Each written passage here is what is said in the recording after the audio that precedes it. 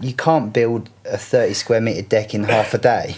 No. Or for 1,000. Surely we've all done that. Oh yeah, Massively underpriced, and also YouTube. I'm laughing. I'm laughing. Going, wow, we are. I mean, that is unequivocally where you start, isn't it? Oh, totally.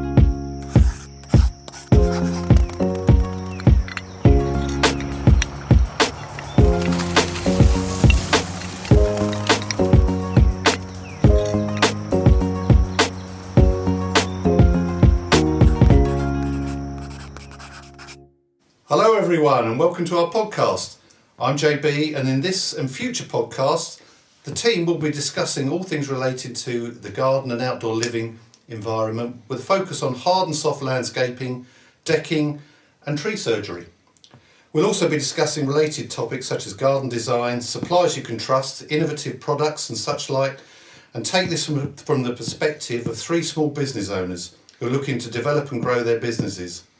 This will lead us into topics such as business management, business planning, financial management, sales and marketing, as well as more serious social topics such as motivation, confidence, through to fears and anxiety and how this affects personal and company performance.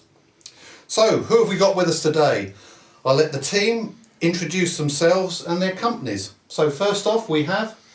Hello there, my name is Ryan, and I work for a company called Royal Tunbridge Wells Landscapes. Hello, my name is Jake and I'm the director of Fairdeck Ltd. Hi, I'm William Gordon and I run a tree surgery company called William Gordon Countryside Services. And as for me, I'm JB. I'm a former chartered quantity surveyor, and I started and grew my own successful, I would say, claims and dispute resolution consultancy for about 20 years, and I sold up in order to get out and work in other areas of practice, you know, working with small companies and helping them out. So we've then developed this podcast to help out all the landscaping people and the landscaping environment. So what we wanted to do first of all was have a chat about our own businesses, what we do, what we like, why we started them, and I suppose let's hand it over to the team. Okay, well, let's start with Billy of William Gordon Countryside Services. I have to refer to him as William. So then, William, why did you start William Gordon Countryside Services? So I'll start off telling you what we do first, which is tree surgery and hedge cutting, mainly. We do a few other little bits, but that is the sole occupation of what we do. Been running it for maybe 5, almost 6 years. And the reason I started it was I was working for a company for many years, doing something similar, mainly garden maintenance, but I just felt like I'd like to have complete autonomy over what I do every day. And I felt as if I could do a better job, I guess, running my own company and also creating an environment where everyone's happy, which I wasn't necessarily before. Which is something you only have control over if you run a business yourself, I think. Yeah, no. So you find that it works better for you running your own business, being the man in charge. Yes, and what I was going to say was I originally started off doing garden maintenance, which is what I was following on before.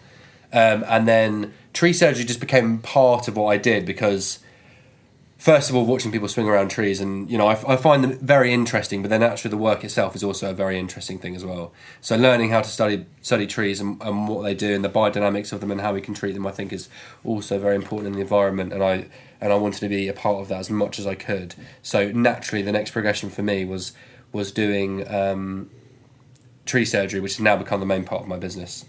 Brilliant. Yeah, great stuff. Okay, and Ryan, how about you? Tell us a bit more about Royal Tunbridge Wells Landscapes. Oh, thanks, JB. So we, Royal Tunbridge Wells Landscapes, have been going for about 5 years now, and we work to a very high standard in landscaping. So it's been great starting this company and being able to be at the forefront of, you know, I guess driving the train, as it were, you know, heading into a direction that is, you know, high quality. Do you know what that direction is? Interesting enough, that's something that we are working on as a company, because I've come from a place where, you know, working as outside has been my life. That's what we've been doing, and kind of waking up one day, looking up and thinking the phone's ringing off the hook. You know, what's going on? There's everyone wearing a shirt with my name on it. You're thinking, well, this is what it is. It's the business has grown, on its own because the work is good quality. And now it's that time where you are looking at the business model, and these are things that I haven't done. Yeah. These are things that are new to me. But you enjoy being a business owner. Oh, definitely. It has its ups and downs, but it is having, I guess having your hands on the wheel, knowing that, you can. You're in control. Well, that's it. You're in control. You've got and it's only, you've got. No, that's it.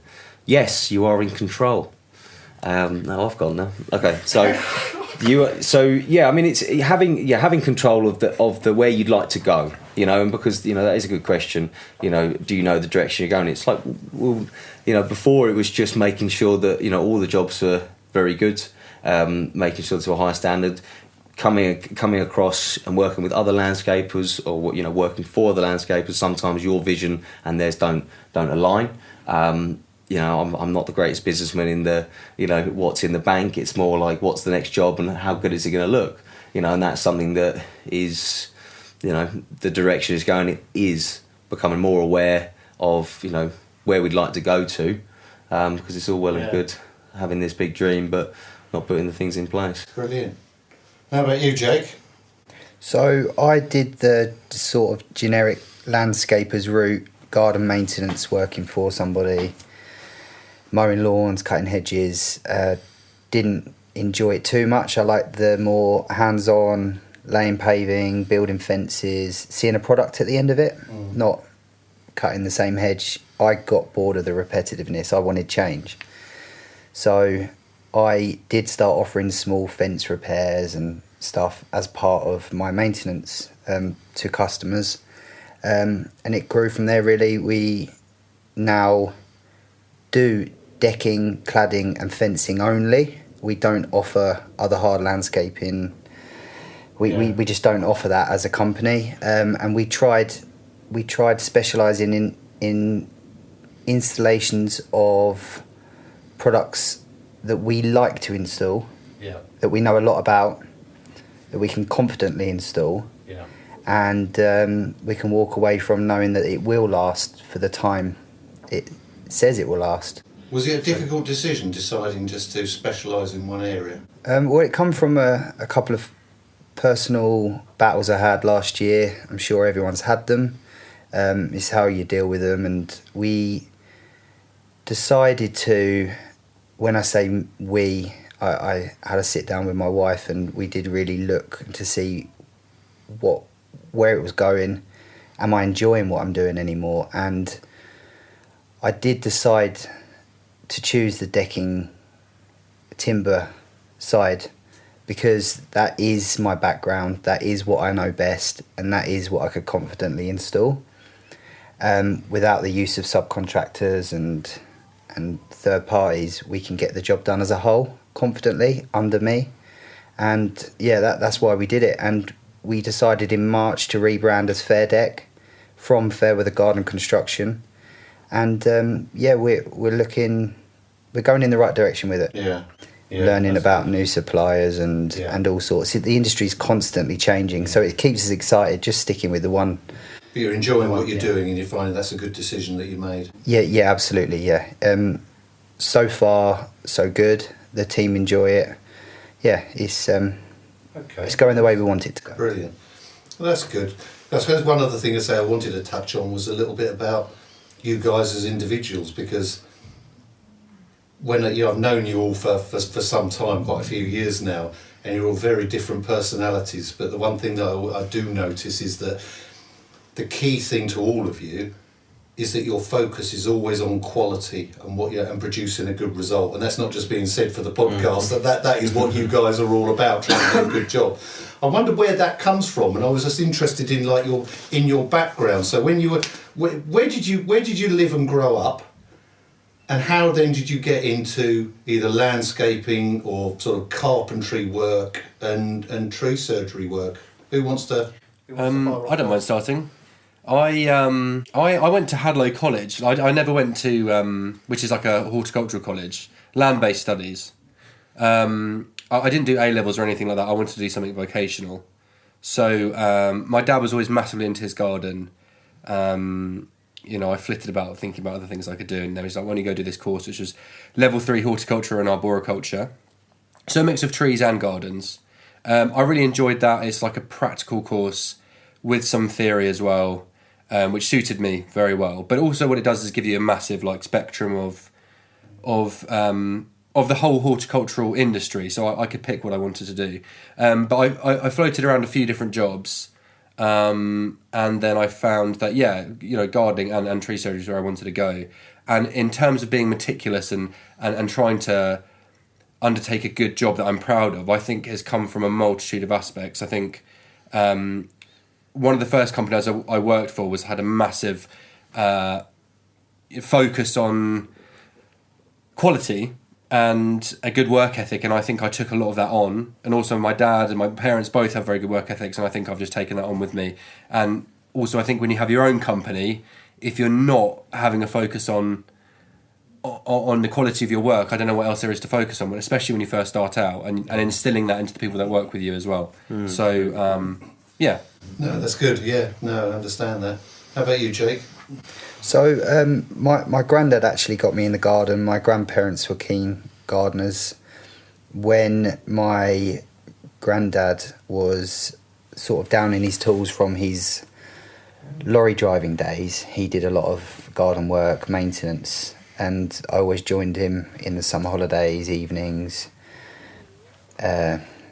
just to help him out. And I really started to enjoy it. And my grandma, she worked at Hadlow College, and she worked in several nurseries and stuff. So it was always like mucky hands. It was always good helping a hand in the garden. It was always, I enjoyed that side of things. I did when I turned into my teenage years and got a little bit older. I decided I didn't want to do that anymore. I did go for several interviews. I was determined to work in the city to try and prove everyone wrong that way, and I didn't enjoy. When you say that, is that you thinking that they didn't think you were good enough to work in the city, or was that... Absolutely. I wanted to... Well, it's sad really, but I wanted to look like I was doing okay, considering it could have gone in a couple of directions. And I was trying to be someone I wasn't. Yeah. I had friends that did go off, and they did go to uni. They did have, and they do have, very successful jobs in the city. And I tried being the same as them, and I had several interviews. I didn't get any of the jobs, but I felt important in a suit, and I felt like I was more important than the person that wasn't wearing a suit. And it's totally wrong. It is a wrong way of thinking. And I was in one of the interview rooms, and outside of the room, there must have been 80 plus people in this office, and the office was silent. And this was in the middle of a working day, and I just thought, that isn't for me. And I didn't get the job anyway, but I almost see it as a blessing, because I then took those... I saw them as knocks at the time, but it just opened an opportunity for me to get back and focus on what I'm actually good at and growing on that. I suppose it's more authentic as well, isn't it? Because that's what you do. You can work in a career all your life, and you'll be thinking, well, hang on, that's not actually what I enjoy. So you actually made the right decision. One question I was going to ask you is, did you enjoy doing the gardening stuff because you were with your granddad at the time? Or was it you enjoyed the gardening and being with your granddad? What was I suppose, what was the catalyst? Well, he was my role model. He worked hard, very hard. He was away a lot. He did do international lorry driving, and he'd be away at Christmas, he'd be away birthdays, he'd miss all sorts just to put food on the table. And I think that was really good, and I did want to spend time with him when he was back in Kent, and we would mow lawns and cut hedges and stuff. And I wanted to be with him, and I knew for a fact he didn't earn any money doing this. He just wanted to set me up, and I know that because what he paid me and what he had charged the customer was the same. So he was giving me all of the money. Yeah. And don't get me wrong, it wasn't lots of money, I was just a young lad, but to me it was a lot of money. Yeah. But it was all of his money that he had earned, and he was almost working at a loss just to teach me morals, standards, day to day, real life. Yeah, a lot of practical Very stuff. cool. Yeah. How about you, Ryan? Well, yes, where have I been around? God, okay, so I was born and raised in Surrey, and I went to primary school there, and then I ventured off to Ireland. So I have grown up in Ireland, and I went to school over there. I moved over there with my father. So, and I think that's where, we were talking about where your values come from when you did that high standard of work. I was, my father definitely had a keen eye for making sure things were done right. And the process of them being done. So it was how efficient were you being, and stuff like that. So we had a working yard of horses there in Ireland. What did your dad do? My dad, he had a lorry company delivering horses. So he delivered horses from England to Ireland and vice versa. When we moved out there, that's what he solely did. He also built horse lorries as well. So you could, from that, there's a picture of me, I think somewhere 12 years old, and I'm pot riveting the side of a lorry, helping Dad out in the yard, and everything was done in a way, I guess because he had a horsey background, building lorries. You see some guys build lorries and they haven't got the equine side. So you're looking into the back of a lorry and think this hasn't been done with the mindset of this is for a horse, not for a lorry for a load of fish boxes to go in. Yeah. So that's where it can, that's why I would like to say most likely, I'll have to say my mother because she kicked the whole off me, but as well. But no, my father was, it's why are we doing this? What reason are we doing this? How can we make it the best, and efficiently? Yeah. And that's kind of how where my standards have been ingrained in, let's call it ingrained. And why did you go down this route? Why did you go into landscaping rather than, anything else? Yeah, because I'm a carpenter by trade. I got my qualification when I moved back to the UK when I was younger. But what I always done when I come back from holidays because my mother and father aren't together, so I would come back to see my mother over the school holidays. And in Ireland, you get 3 months of holiday for the summer, whereas in England you only get 6. So I'd have 3 months off where I'd spend the first 6 months helping Dad out in the yard, 6 weeks, helping Dad out in the yard, and then I'd spend 6 weeks over here, and I'd work. I'd work over here with friends, and and a lot of it was gardening.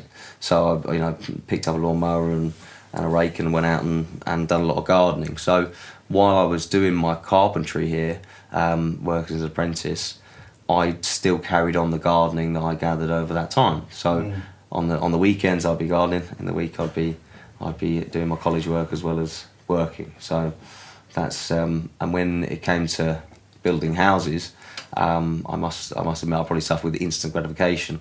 Like you were saying there, Jake, that when you're doing something, you build, you leave a product behind.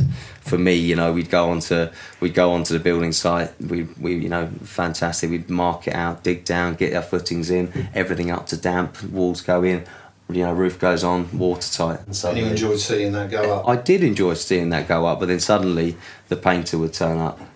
And the painter was out, and things would slow down, and suddenly I'm in the middle of the summer and I'm sweeping up inside or doing something inside, putting architraves on the wall, looking out to the sunshine, thinking, no, this is not for me. So I went back into landscaping, went outside because I'm outside every day. You enjoy that. Absolutely. Yeah. I tell you, I must admit, it's quite interesting because my whole background and everything I've done has never been outside. I'm not practical at all, and that's, I think, why I admire you guys.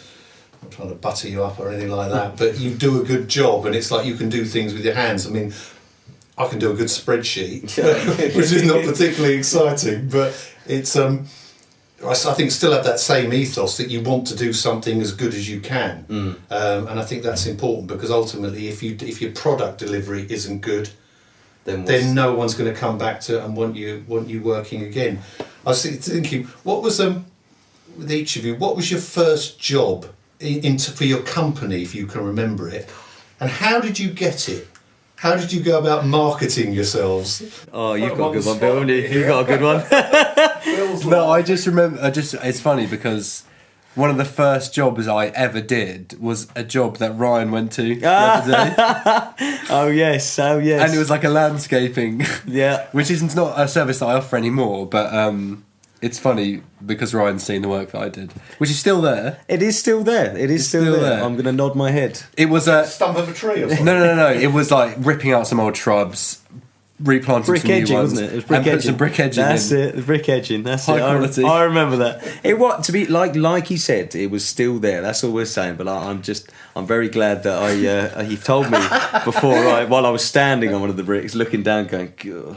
But it had been there for a while, so I can't knock it. It suited the garden, so I'll leave You've got it to there. start somewhere. So was that your first job then, Bill? It was one of them. One of my very first jobs. I mean, I think like a lot of them was working for friends and family, and then I moved on from there. Really. Because you worked abroad as well, didn't you? You worked. No, yeah, I did. I did permaculture in Dubai, and also after that I had a sales and events management job, which is a little bit very, very different to what I'm doing now. But yeah, I mean, I can't really connect the dots really on that. I mean, I did it and then wanted to leave. So yeah. I tried much like Jake. I tried that way of life. I've also worked in an office as well, and I think it's important that you try it because you go in. Have you not done it? They wouldn't let me in. Of course they wouldn't. Are you mad? You're seeing the way I'm dressed.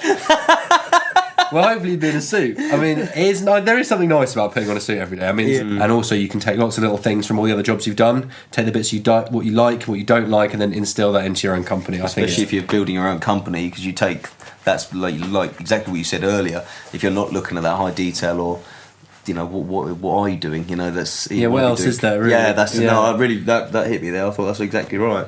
What about you, Jake? Can you remember your first job? Yeah, for the company. Yeah, so, well, as a self-employed person, I remember that one well. Yeah. Because I've still got the scars, but there's a story there. Yeah, well, I turned up to this job there where I'd been looking after the garden, and we re-turfed the lawn. It's pretty standard stuff. Me and Grandad did it quite often, and that went well. And the lady asked if I could build her a deck. I was very young. I said, yeah, of course. And I didn't know what I was doing at the time. And I remember I had Tommy on YouTube, how to build a deck, playing whilst I was building the deck. And is that the guy from Groundfall? Yeah, that's him. Yeah, yeah, Alan's friend. Alan, Charlie, and Tommy. Yeah, and so I built that deck, and it was really funny because when I first quoted it, it was just over £1,000, and I could not believe that I'd quoted a job over £1,000. I'm thinking, what? How do people spend this in their garden? And I got a phone call from the client. He said to me, have you covered everything in this quote? Are you sure that it was £1,200? Are you sure that's correct? Are you sure that's correct?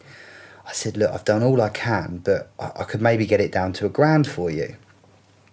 He said, no, I don't need you to change the quote. It's just the other quote I had was £5,000. So then after finishing the job and losing God knows how much money and nearly a finger, I then had to reevaluate how I quoted jobs. But I needed that job to learn that you can't build a 30 square metre deck in half a day. No. Or for £1,000. Surely we've all done that. Oh yeah, massively underpriced, and also YouTube. I'm laughing.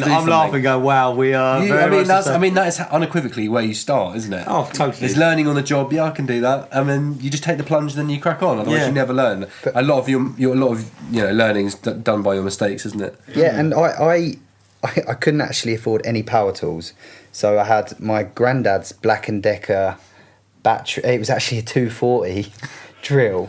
They had this massive metal chuck that you had to wind in the drill. Yeah. And it used to go about 500 miles an hour, so you put in a screw in, but you ended up through the whole deck board. But and I had a handsaw, and I had about £6 to my name, and I bought this handsaw. and I was cutting all of the decking, all of the joists, everything with a handsaw, and I slipped and I cut my hand really badly. My granddad come round to the job, and there's blood everywhere, and anyway, no sympathy at all. Aftershave, doused in aftershave, wrapped up in some duct tape, carry on, and yeah, that's sort of the way I. That was a learning experience. Well, yeah, no sympathy there at all. Right. Yeah. So that makes me think then. What were your worst jobs in terms of estimating? Have you actually the ones you actually got completely wrong, or there are jobs that have just gone wildly out, or just through naivety, or? I think that is yeah. I mean that. Or have they generally been reasonably okay? When you start out, like when you're starting out and you're doing something, and exactly, I know when you said yes when you were younger when you did that, did the quote, but I feel like I'm right now, but doing a quote, working out, going what, and you working out the numbers, and you think, well, that's what it adds up to, and you think back and you think, how many times have I looked at that number there and thought that's way high, thinking, once you've done the job and worked out because you won't leave it until it is perfect, but that perfect costs you, and you sit there going, wow, that's how far I was out. But it's a really good job though. Yeah. That's what's funny about it. It's okay at the start, isn't it? Oh, you think. Because also, especially if you're working on your own, which quite often I was, it doesn't. If you go over, it doesn't. I'm also living at my mum's house. Like it didn't matter. Like it's just my time. Yeah. But now, if I go over, I've still got to pay wages. So it's like that's when you start paying out of your own pocket if you mess it up badly. Which I fortunately haven't done in a long time. But at the start, there has been times when I've paid out of my own pocket for jobs. It does happen. It does happen, and things. It's.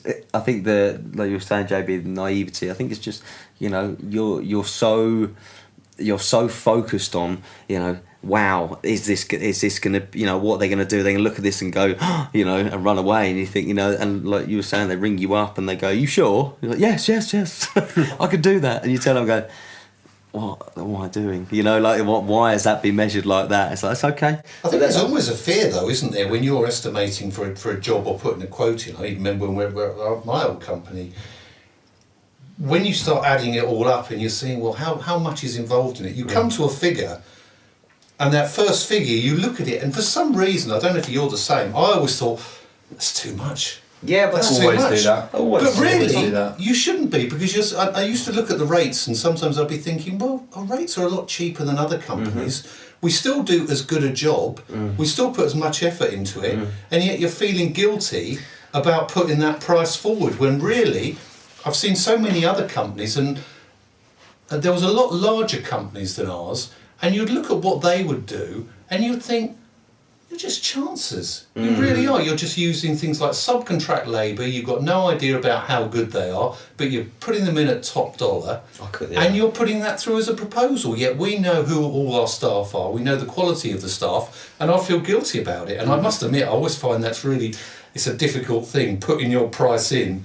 I think it's really interesting because I don't doubt that people listening to this they're the same, sitting there nodding their heads, thinking, yes, that's what it feels like. Because you look across and you see, you see somebody driving a brand new van, and you're so brand new tools, brand new kit, and you think, I look after my tools. Last time the bearing went on the van, the other one went the other side yesterday. It's like, okay, sure, I'm up against it in that kind of respect. But you do that. You're sitting at home, you work out that quote, you have that feeling in your gut where you're like, God, that's too much. I really want the job. Yeah. But you look at it and you think, well, actually, that is what it costs. That's what it costs. And that's what it costs. And in the end, when you do the job, you think, God, that was tight. It's like, well, actually, there wasn't room for error there. And that's what's interesting about it. It is tight. The margins are very fine as well. I don't know how you find it, Jake. It's So, since moving over to sort of decking only, composites aren't the cheapest decking. So especially the ones we install, they're not. They're worth their money, but they are also they're more expensive. They're not too expensive that everyone. There's a product out there for everyone. There's a budget product for everyone and everyone's budget. But we found we don't earn more by installing higher end stuff. In fact, we